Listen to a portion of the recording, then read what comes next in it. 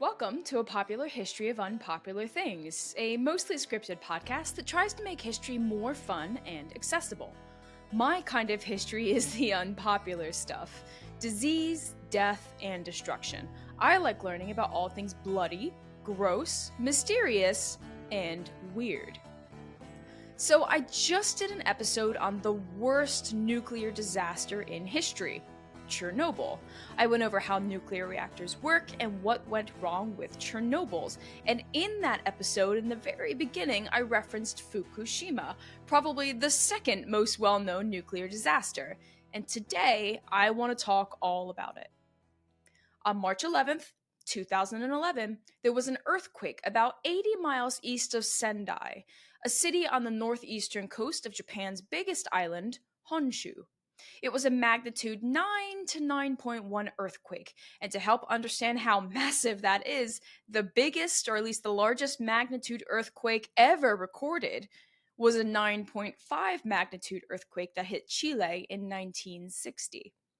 The 2011 event, also known as the Tohoku earthquake, is currently the fourth largest earthquake ever recorded in history. Tohoku is the region in Japan most effective and where both Sendai and Fukushima are located. The underwater earthquake triggered a series of massive tsunamis that crashed into coastal towns and cities. The loss of life and property was tragic. I've seen estimates that place the death toll at over 18,000 and the damages at well over $300 billion. And again, that's US dollars, making it the most expensive natural disaster in history. And part of the reason it was so costly was because it caused a power failure at the Fukushima Daiichi nuclear plant, approximately 60 miles south of Sendai. And this power failure led to several explosions. A level 7 nuclear disaster rated the same as what we saw in Chernobyl in 1986.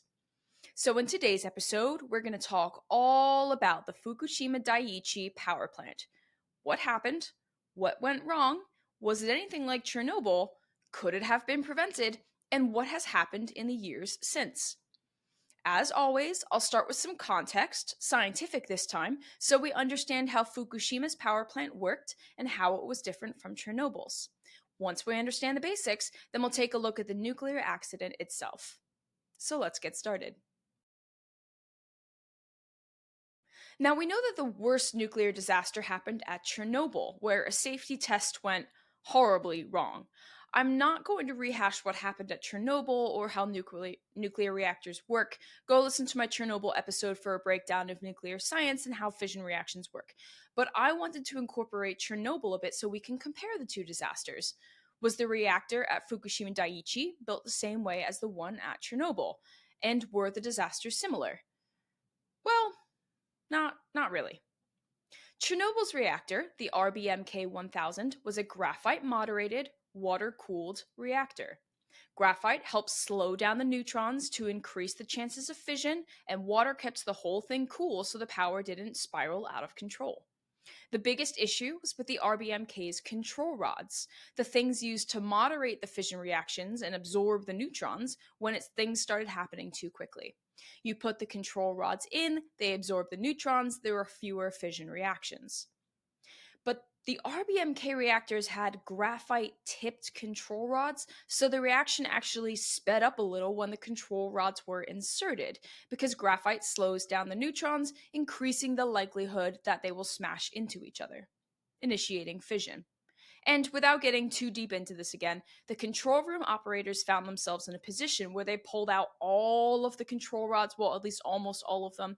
And when the power started spiking, they triggered the emergency switch to put all the control rods back in.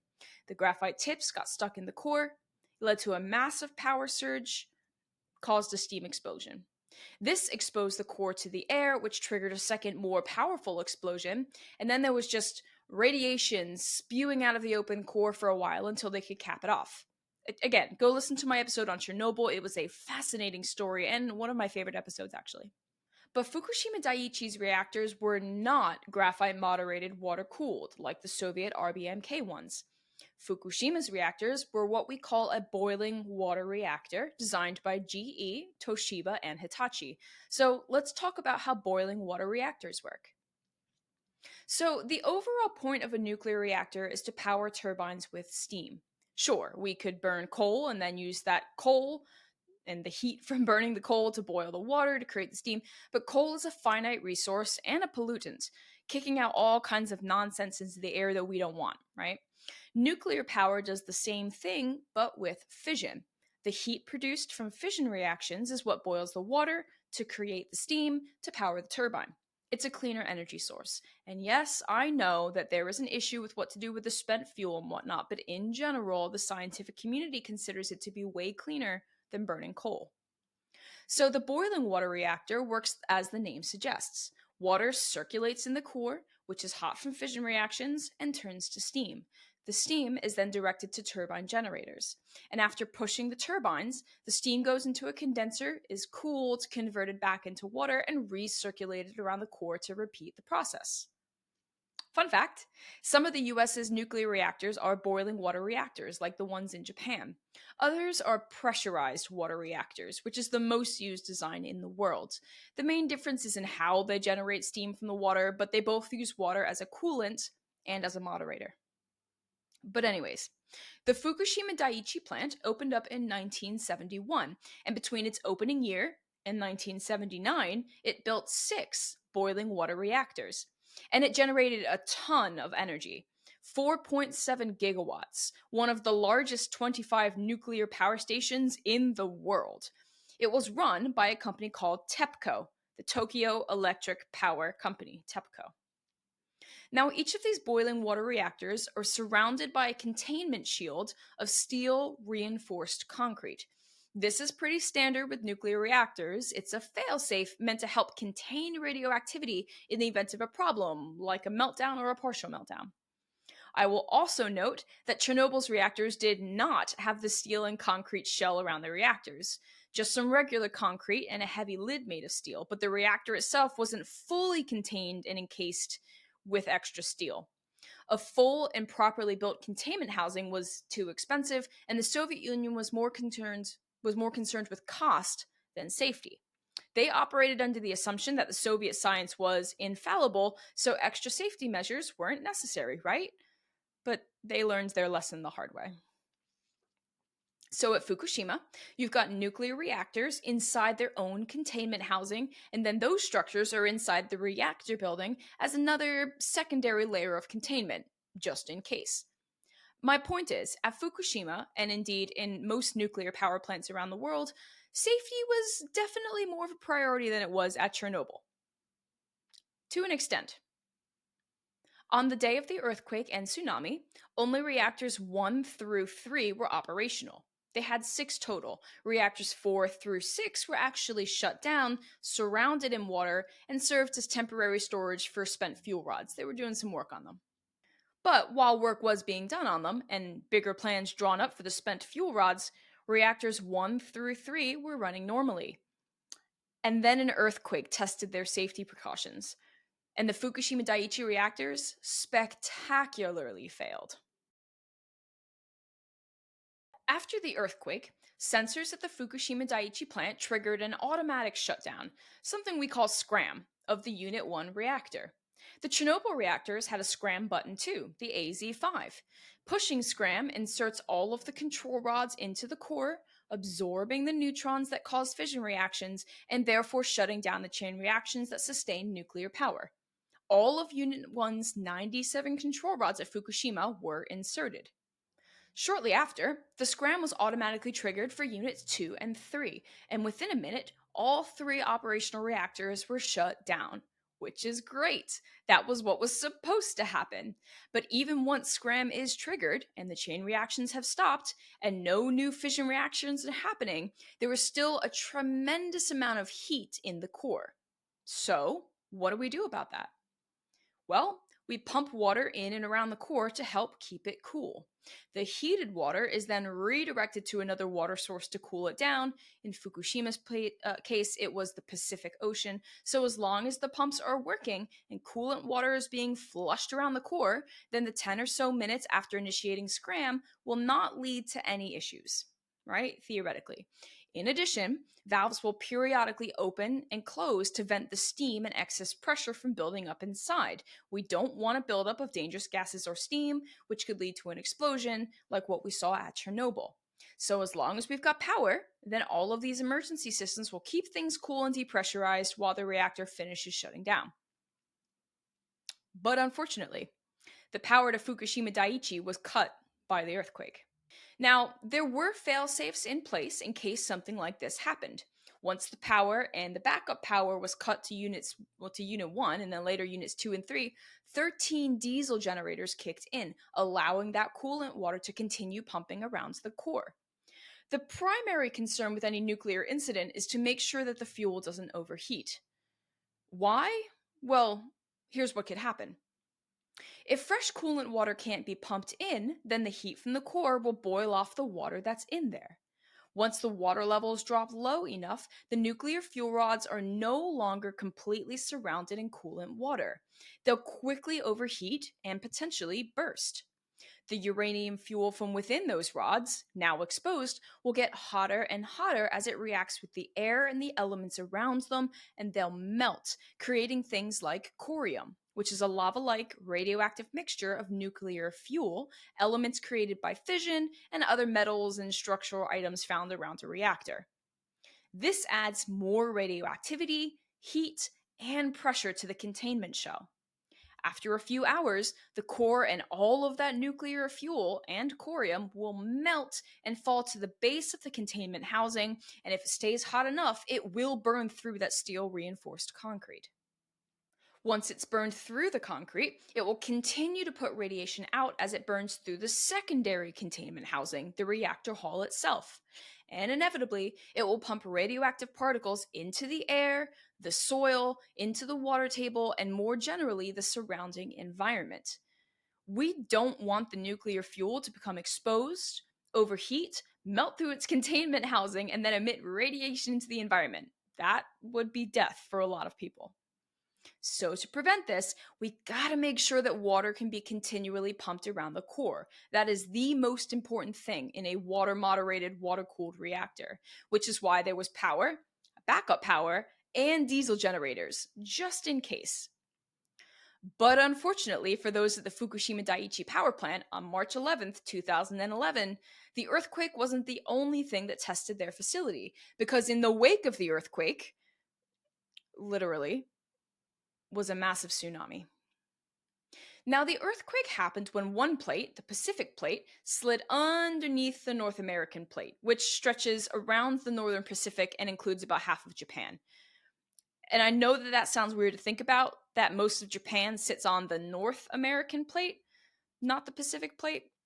But anyways, this plate shift and the ensuing earthquake displaced a ton of water.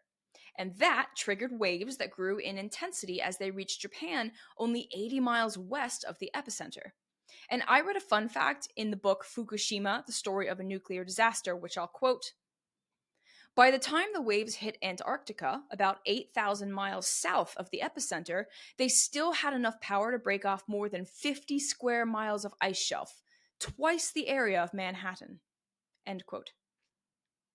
So, if the waves were powerful enough to break up part of the Salzburger ice shelf in Antarctica, 8,000 miles away, imagine the power and strength of the water that pummeled Japan's eastern coast, only 80 miles away. The earthquake and tsunami did a number on Japan. Like I mentioned in the intro, the death tolls range at over 18,000, the damages over 300 billion US dollars, but I want to focus on what happened to the power plant, because that's why we're here. 41 minutes after the earthquake, the tsunami hit Fukushima. There was a seawall, though, to help protect it, and it easily deflected the 13-foot tsunami wave. The wall itself was meant to withstand waves up to 33-ish feet, or just over 10 meters. Which, again, is unfortunate because the second wave that hit 7 minutes later was 46 feet tall. I've read reports that it was also 50 feet tall, but either way, 46 or 50, it was taller than the seawall, and it crashed into and flooded the power plant. It knocked out some of the seawater pumps that were designed to bring that heated water out of the reactors. It broke through the turbine halls and destroyed electrical panels, cutting power to the plant. It seeped into the basements of the building where most of the backup diesel generators were working to make sure the reactors wouldn't overheat, which is the biggest concern, right? And according to that book I referenced earlier, two workers were in one of the basements and drowned down there. But I do have to mention, every other source I've read tells me that nobody died as a direct result of Fukushima, so there are definitely some discrepancies. I will also note that the previously referenced book definitely has an agenda, so everything I read I took with a grain of salt. And you should too, in general. You've got to cross reference things and corroborate sources, otherwise, you might be getting fed misinformation from a biased perspective. Anyways, while some of the diesel generators were above ground and not damaged, the whole electrical system was ruined by the waves and seawater, so it didn't matter. The station was completely blacked out.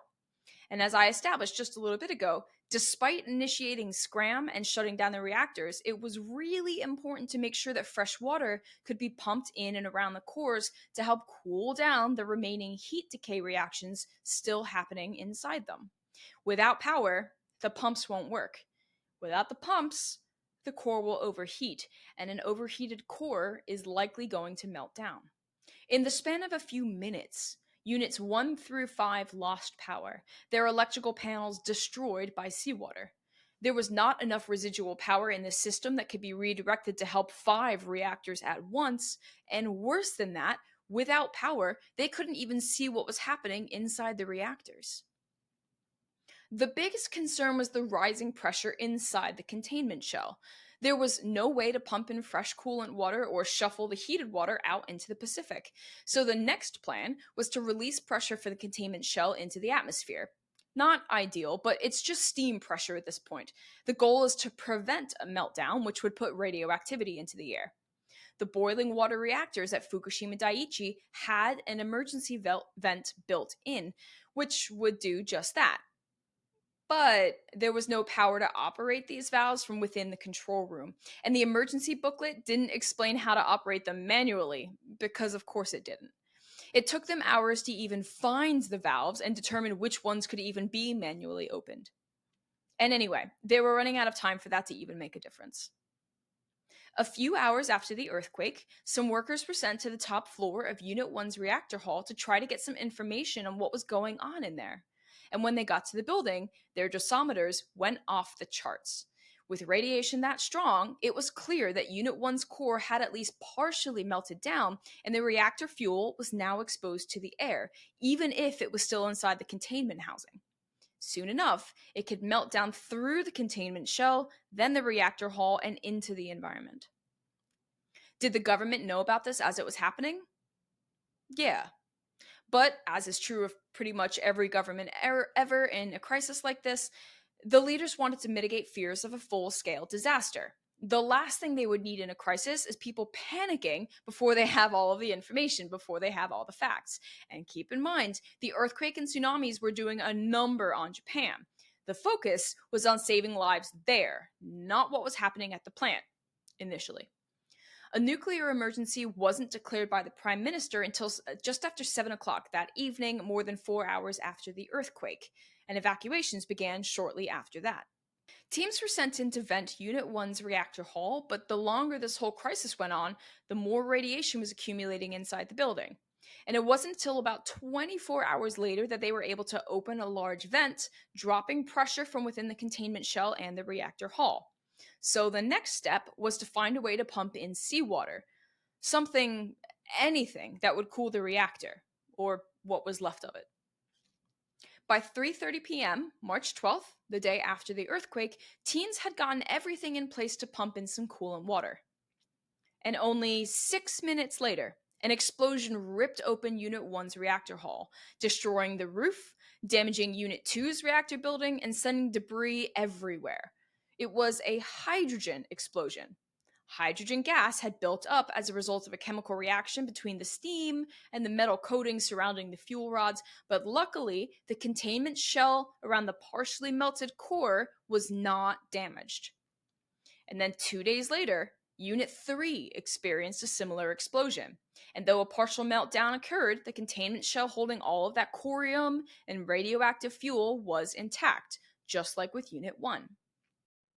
The next day, the next morning, Unit 2 started to show some early warning signs of an explosion.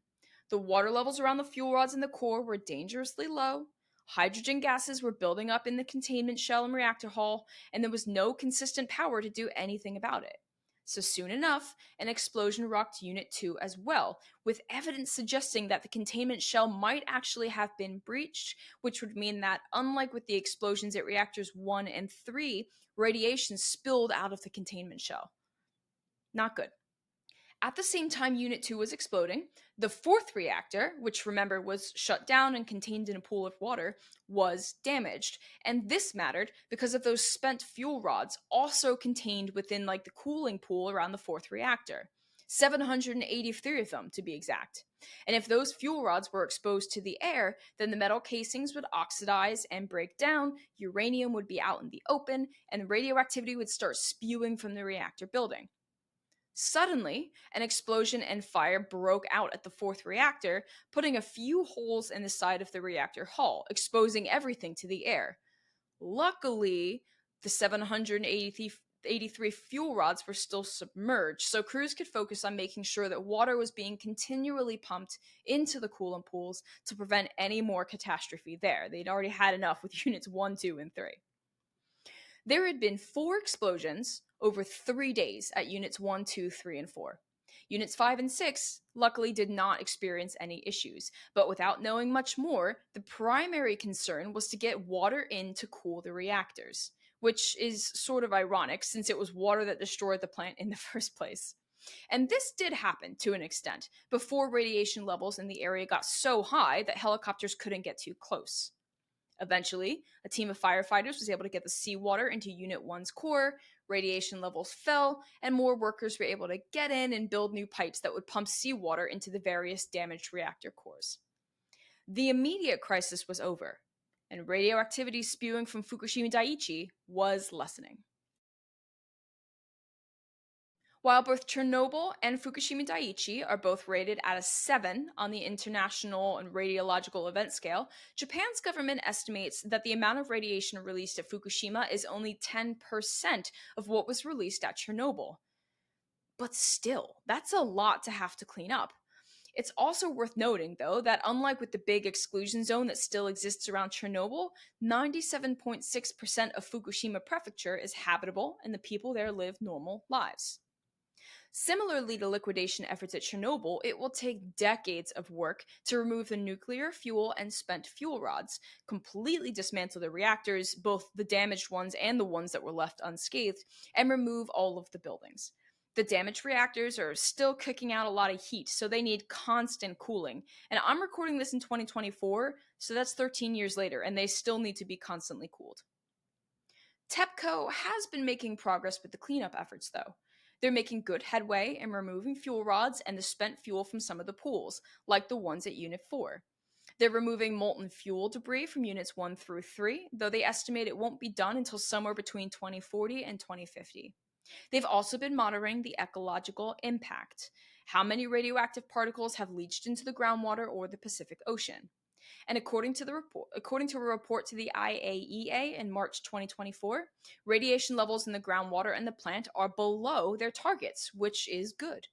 TEPCO has built over 1,000 tanks to store the more than 1.32 million tons of wastewater, or as one CNN article put it to help visualize the number, enough to fill 500 Olympic swimming pools. But in the short term, the people and the Japanese government completely turned against nuclear power as a result of what happened at Fukushima. All 54 reactors in Japan were decommissioned. And I didn't really focus on the people much in this episode, I know, but there were whole industries that suffered as a result. I mean, just think about the fishing industry alone. If there's one thing most people associate with Japan, or at least Japanese food, it's seafood, right? There was a huge concern with irradiated fish as radiation leaked into the Pacific, so the government suspended fishing around Fukushima and Sendai, which is a shame because that region of Japan provided the company with about half of all of its fish. The fishing ban lasted for about a year, and even after it was lifted, TEPCO was having fishermen collect samples to monitor radiation, not to sell to the market. Now, luckily, the Pacific Ocean is huge, right? So any radiation that leaked into it was quickly dispersed in a way that renders it more or less harmless. Today, fish contain practically no evidence of radiation, and any further restrictions on fishing in that region were lifted in 2021. Other countries have also started importing Japanese fish again, so the industry is slowly climbing back from the brink of collapse. In 2023, following all this good progress, the Japanese government announced it was going to release more than 1 million tons of filtered wastewater from the plant into the ocean. And this, as you can imagine, was met with a ton of backlash. Some of you might even remember hearing about this because it wasn't too long ago. It made international news, and rightly so. TEPCO and Japanese officials argued that it had to be done to continue with cleanup efforts. I mean, where else is all this nuclear wastewater supposed to go, right? They argued that it would disperse into the ocean, just like it did a decade beforehand, and it would be fine. I tend to agree because the experts at the IAEA weighed in on it. A slow and controlled release of filtered wastewater over decades will not cause any harm. But as you can imagine, the people were not super happy about this, including the fishermen who had only just gotten their industry back, though it's still at just a fraction of what it was pre-Fukushima. For a long time, power plants in Japan weren't even running anymore. There was just no trust for anything nuclear. And I mean, can we blame Japan? They've had quite the history with nukes and radiation. However, in recent years, some of the nuclear reactors have been brought back online after going through some testing and rounds of approvals by the Nuclear Regulation Authority.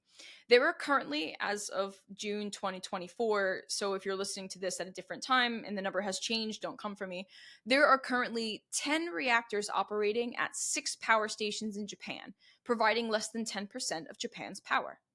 There are more that can operate, but they haven't been given the go-ahead to get started. So we'll see what happens in the ensuing years as Japan and its people recover and learn from what happened at Fukushima. And if you are watching this in the future, leave some comments below. How have things changed since this episode came out? How many reactors are operational now? What do you know about it? And I do want to harp on this again because it is really fascinating. Despite how serious this nuclear reactor, the nuclear accident was and how deadly it could have been, it's reported that nobody was directly killed as a result of the partial meltdowns and explosions. With Chernobyl, there were at least 30 reported deaths, at least immediate deaths from the explosions and acute radiation sickness. More than 60 have died as a result of radiation sickness, but those numbers are likely way higher given how everything went down there. But with Fukushima Daiichi, any deaths are related to the earthquake and the tsunami, not the nuclear disaster. The biggest takeaway here is safety. Don't assume that the worst can't happen. They had proper containment units at Fukushima, which were absent from Chernobyl, which did help keep the radiation from getting as bad as it could have been. But they did not have a proper system in place for a complete blackout. And as a country with a history of tsunamis, with a nuclear power plant on the ocean that requires power to run safely, they should have assumed the worst when putting their safety guidelines in place, which they didn't. And they had to pay the price for that arrogance. It will be interesting to see how Fukushima's cleanup and development carries on in the future. Thank you for joining me for this episode of A Popular History of Unpopular Things. My name is Kelly Beard, and I hope you've enjoyed the story of the Fukushima nuclear disaster. Thank you for supporting my podcast, and if you haven't listened to my other episodes, go have a listen. You can also support me and the show on Patreon. Just look up A Popular History of Unpopular Things. You can also subscribe to AFOUT on YouTube and check out Nedrick Music on YouTube too. He's my editor and the musician behind my intro and outro song, Yellow Cake, so check out all the links in the description. Be sure to follow my podcast, available wherever you listen, so you know when new episodes are dropped. And stay tuned to get a popular history of unpopular things.